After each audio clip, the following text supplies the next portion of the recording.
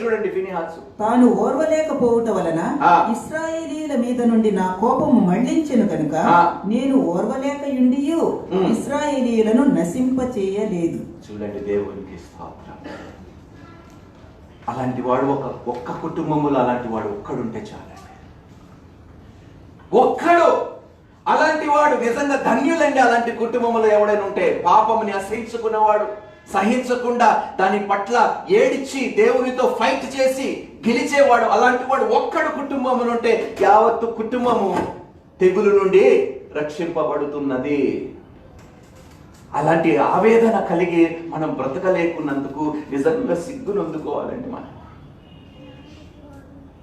ఎంతకాలం మనం సహిస్తామమ్మా చెప్పండి? ఎంతకాలం? ఈ దేశము పరిస్థితి అసలు మీకు ఆలోచన ఏమాత్రమైనా ఉందా ఎటువైపు పోతుందో మన భారతదేశం?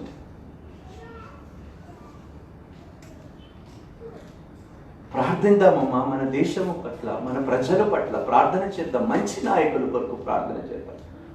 వాడు ఏ మతస్థుడైనా ఏ కులస్థుడైనా నాకు అనవసరం లేదు, కానీ వాడు మంచి పరిపాలన చేయలాగా కృప దేవుడు వాడు కలుగు చేయాలని ప్రార్థన చేయడంలో మనకి ఏం పోతుంది చెప్పండి?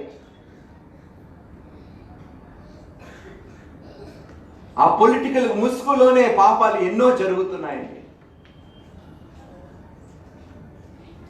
అంత బహుపాపమును చేసేవారు మనల్ని ఏలేలాగా మనం సహిస్తున్నామంటే ధన్యులము మనము.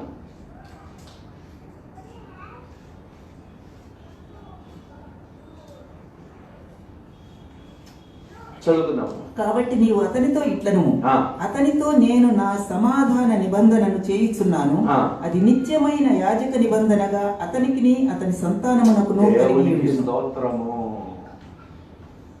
ఏదైతే నేను అసహించుకున్నాను, సహించలేకుండా ఉన్నాను, అటువంటి మనసు కలిగినందుకు అతనితోని అతని ఇంటి వారితోని నిబంధన, సమాధానము, నిబంధన చేస్తున్నాను. వారి ఇంటి యొద్ద నుండి సమాధానం ఎప్పుడు తొలగింపబడదంట. దేవునికి స్తోత్రము. చూడండి, that zeal that he had for God brought him into a covenant. ఏ ఆసక్తి, ఏ ఆవేదన వాడిలో ఉన్నదో ఆ ఆవేదన, ఆసక్తి ఏం చేసిందంట? దేవునితో ఒక నిబంధనలోకి నడిపించిందంట, సమాధానము కలిగించిందంట. అంత గొప్ప నిబంధనలో దేవుడు ఒక నిబంధన తనకి ఏర్పరచుకున్నాడు, తన ఇంటి వారికి కలుగజేశాడంట. ఎంతమందికి సమాధానం కావాలో చేతులెత్తండి. పాపమని ఓర్వకండి. అయితే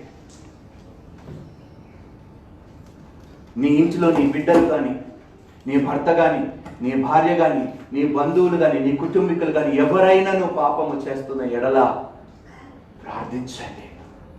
నీవు నన్ను దీవించే వరకు నీవు నా ప్రార్థన ఆలకించి నా కుటుంబాన్ని కాపాడే వరకు నేను నిన్ను విడవను, ప్రార్థించటం ఆపేయను.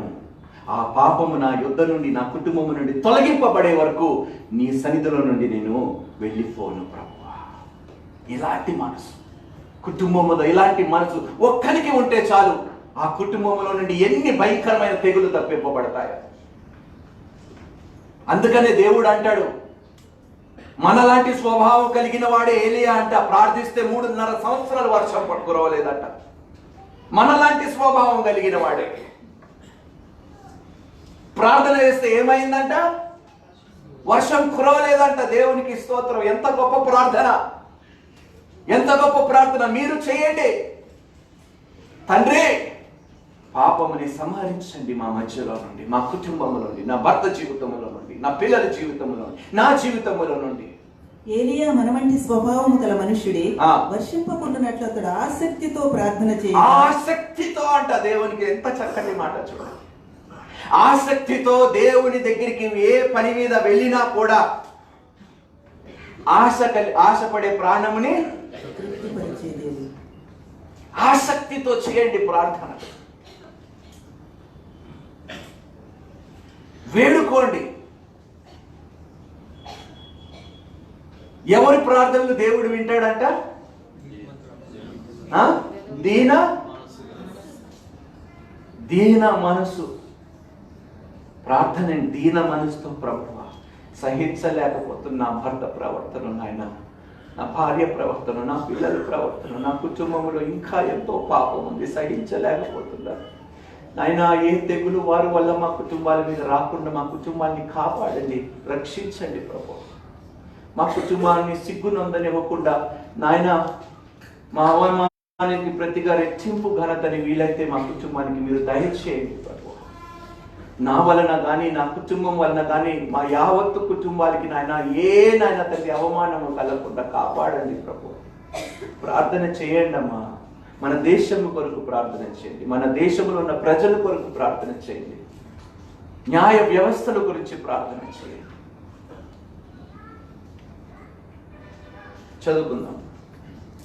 ఎలయనగా అతడు తన దేవుని విషయమందు ఆసక్తి కలవాడై ఇశ్రాయేలీయుల నిమిత్తం ప్రాయశ్చిత్తం చేశాడు. చూడండి, ఆసక్తి కలిగిన వాడు ప్రార్థనలు దేవుడు వింటాడండి. చూస్తున్నాడు దేవుడు. అరే, మీలో ఇంత కూడా ఆసక్తి లేదా? మీ కుటుంబం పట్ల, మీ పిల్లల పట్ల ఆసక్తి లేదా? వారు పాపము నుండి రక్షింపబడాలనే ఆసక్తి లేదా? మీ కుటుంబం అంతా రక్షింపబడాలనే ఆసక్తి ఏమాత్రము మీకు లేదు. మీరు ఇలా బ్రతుక్కుంటూ వెళ్ళిపోతే, మీ కుటుంబం నాశనం అయిపోతే ఎలా ఆసక్తి లేకుండా బ్రతుకుతున్నారని దేవుడు అడుగుతున్నాడు ఈరోజు మనల్ని. ఇందుకొరకైనా మనం రక్షింపబడ్డాము. ఆసక్తి లేకుండా, ప్రార్థన లేకుండా, వాక్యము లేకుండా బ్రతకటానికైనా మనం రక్షింపబడ్డాము. అమ్మా, మీకు తెలియదమ్మా ఎంత శక్తివంతులో మీరు. మీకు నిజంగా గ్రహింపు ఉంటే మీరు మోకరించి ఈ లోకాన్ని మీ ప్రార్థనలతో తలక్రిందులు చేయగలుగుతారు. మీరు అంత శక్తి మీలో ఉన్నది. ఎందుకో తెలుసా? మీలో ఉన్నవాడు దేవునికి స్తోత్రము. చదువుకుందాము. చంపబడిన వాని పేరు జిమ్రి. అతడు షిమ్యోనీయులలో తన పితరుల కుటుంబమునకు ప్రధాని అయిన సాలు కుమారుడు. చంపబడిన స్త్రీ పేరు కొజ్బి, ఆమె సూరు కుమార్తె. అతడు మిద్యానీయులలో ఒక గోత్రమునకును తన పితరుల కుటుంబమునకు. 26వ అధ్యాయానికి ఆ తెగులు పోయిన తరువాత యెహోవా మోషేకును యాజకుడు అహరోను కుమారుడైన ఎలియాజరుకును ఇలాగ సెలవిచ్చెను. మీరు ఇశ్రాయేలీల సర్వ సమాజములోను 20 ఏండ్లు మొదలుకొని పైప్రాయము కలిగి ఇశ్రాయేలీలలో సేనగా బయలు వెళ్ళు వారందరి సంఖ్యను వారి వారి పితరుల కుటుంబములను బట్టి వ్రాయించుడి. కాబట్టి 20 ఏండ్లు మొదలుకొని పైప్రాయము కల వారిని లెక్కింపుడని యెహోవా మోషేకును ఐగుప్తు దేశము నుండి వచ్చిన ఇశ్రాయేలీయులకును ఆజ్ఞాపించినట్లు మోషేయు యాజకుడకు ఎలియాజరును ఇశ్రాయేలీయులు మోయాబు మైదానములలో యెరికో యొద్దనున్న యోర్దాను దగ్గర నుండగా జనసంఖ్యను చేయుడని వారితో చెప్పి. ఇప్పుడు చివరి భాగానికి వద్దాం. 63వ వచనానికి 26, 63వ వచనం. యెరికో ప్రాంతముల యందలి యోర్దాను నొద్దనున్న మోయాబు మైదానములలో మోషేయు యాజకుడగు ఎలియాజరును ఇశ్రాయేళ్ల జనసంఖ్య చేసినప్పుడు లెక్కింపబడిన వారు వీరు. మోషే అహరోనులు సీనాయి అరణ్యంలో ఇశ్రాయేళ్ల సంఖ్యను చేసినప్పుడు లెక్కింపబడిన వారిలో ఒక్కడైనను వీరిలో ఉండలేదు. ఏలైనగా వారు నిశ్చయంగా అరణ్యంలో చనిపోదురని యెహోవా లెక్క పెట్టమన్నాడు తెలుసా? 20 ఏళ్ళు పైగా ఉన్న వారిని ఎందుకు లెక్క పెట్టాలంటే అందులో ఏ ఒక్కడు కూడా వాగ్దానపు దేశంలోని ప్రవేశించడు. అందరూ పాపమును సహించి, చెడుతనాన్ని సహించి, అందరూ వార్తలు విని భయపడిపోయి వారి విశ్వాసాన్ని కోల్పోయి సణుగుతూ నసుక్కుంటూ అన్ని తప్పుడు చేస్తూ ఉన్నారు. కాబట్టి 20 సంవత్సరములు పైగా ఉన్నవారు నువ్వు లెక్క పెట్టు, అందులో ఏ ఒక్కడు కూడా వాగ్దానపు దేశంలోని ప్రవేశించడు. 20 సంవత్సరాలు తక్కువ ఉన్నవారు కొంతమంది బహుశా ఇక్కడ ఉన్నారేమో. జాగ్రత్తగా ఆలోచించుకోండి.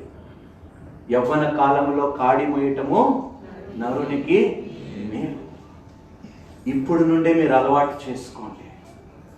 ఇప్పుడు నుండే ప్రార్థన చేయడం, ఆసక్తి కలిగి ప్రార్థన చేయడం, మీ తల్లి గురించి, తండ్రి గురించి, మీ కుటుంబాల గురించి ఇప్పుడు నుండి అలవాటు చేసుకోకపోతే రేపు నీకు పెళ్ళైన తర్వాత నీ భార్య నీ ప్రవర్తన చూచి నీలాగే ప్రవర్తిస్తుంది. నీ భార్య కూడా రేపు మీ ఇద్దరు ప్రవర్తనలు చూచి మీ పిల్లలు కూడా అటు విధంగానే ప్రవర్తిస్తారు. అంటే ఇప్పుడు విత్తినది అర్థమైంది కదండి?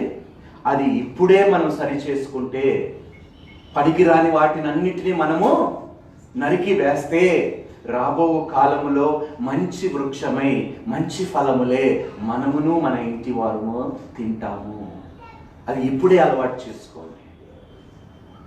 దౌర్భాగ్యం ఏంటంటే తల్లిదండ్రులు పిల్లల్ని బాగా ఎందుకు చదివిస్తున్నారంటే, తప్పుగా అనుకోకండి, కుర్రోడిని డాక్టర్ చేస్తే కట్నం ఎక్కువ వస్తుంది.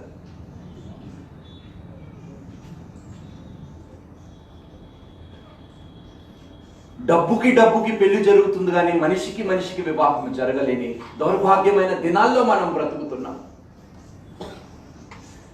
ఒక మంచి పేరు దేనికన్నా గొప్పదంటండి? బంగారము కన్నా, అన్నిటికన్నా గొప్పది ఏమిటంట? ఒక మంచి పేరు. ఆ మంచి పేరు ఉన్నవాడిని మీ ఇంటిలోకి తీసుకోండి.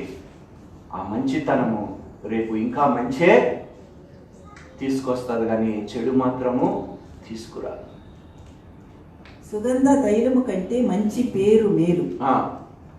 సుగంధ తైలము కంటే మంచి స్మెల్ వస్తుందిరా, ఏమి సెంటు పూసుకున్నట్టు ఊరుకురా, పైన సెంటు లోపలంత కంపు. ఇదే మన వాస్తవమైన జీవితాలు. పైకి మాత్రమే వాసన, లోపలంతా ఏమిటంట? తెల్ల సున్నము కప్పిన సమాధిలో స్మెల్ బాగుంటుందా?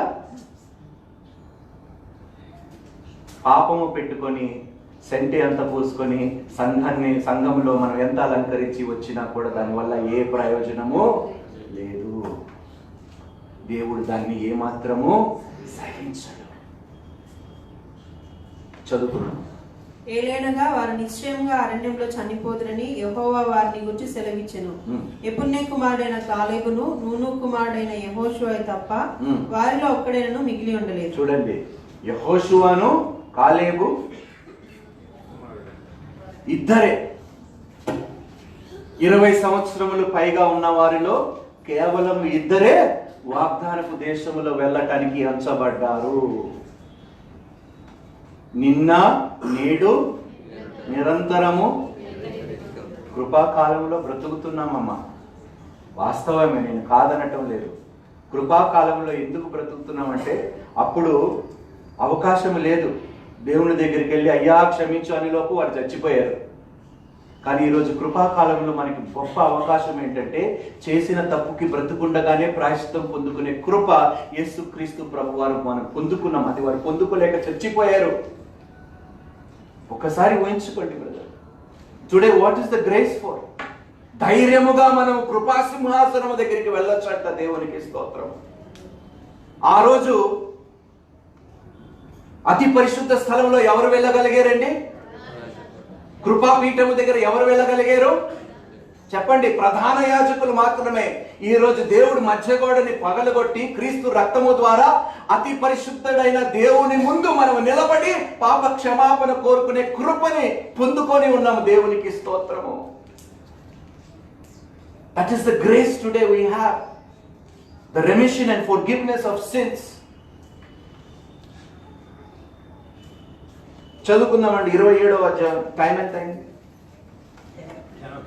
10 o'clock. ఓకే, 27వ అధ్యాయంలోని 2 వచనాలు చదువుకొని ముగిద్దాం. ఆ తర్వాత next week we will continue. అప్పుడు యోసేపు కుమారుడైన మనష్య వంశస్థులలో సెలోపెహాదు కుమార్తెలు వచ్చిరి. సెలోపెహాదు ఎస్సెరు కుమారును గిలాదు మన్మడను మాకీరు మునుమడనై ఉండెను. అతని కుమార్తెల పేర్లు Mahlah, Noah, Hoglah, Milcah, Tirzah అనునవి. వారి ప్రత్యక్ష గుడారం యొక్క ద్వారం వద్ద మోషే ఎదుటను, యాజకుడైన ఎలియాజరు ఎదుటను, ప్రధానుల ఎదుటను, సర్వ సమాజం ఎదుటను నిలిచి చెప్పినది ఏమనగా నెక్స్ట్ సండే సీరియస్ గా అందరు చదివేస్తున్నారు. ఇక్కడ ఒక అద్భుతం జరిగిందండి. స్త్రీలు చాలా సంతోషించాలి. ఎందుకంటే ఆ కాలంలోని ఎక్కువ మగవాళ్ళకి రైట్స్ ఎక్కువ ఉండేవండి. But the change today. ఇదే లా ఈ రోజు వరకు అన్ని దేశాల్లో అమలు చేయబడుతుంది. ఎంత గొప్ప లా చూడండి దేవుడు ఏర్పరిచాడు. that daughters are equally worthy of receiving the father's inheritance. ఆ రోజు కుమార్తెలకి ఏది, చాలాసార్లు ఎన్నో కేసులు నేను నా కళ్ళారా చూశానండి. ఆడబిడ్డలు అన్నవాళ్ళు ఉండగా వాళ్ళకి ఇన్హెరిటెన్స్ లేకుండా అన్నవాళ్ళు తమ్ముళ్ళు అని. కానీ నెక్స్ట్ సండే ఏం జరిగిందో మనం ధ్యానించుకుందాము. దేవుడు స్త్రీల పట్ల ఎంత గొప్ప కార్యము, ఒక గొప్ప లాని ఏర్పరిచాడో తన యొక్క కట్టడ ద్వారా మనం తెలుసుకుందాం. ఇంకా అనేక విషయములు మనం ధ్యానించుకుందాము. మరి కానుకలు పట్టే సమయము. I would request my team, అక్కడ 2 కవర్స్ మీకు ఇవ్వబడ్డాయండి.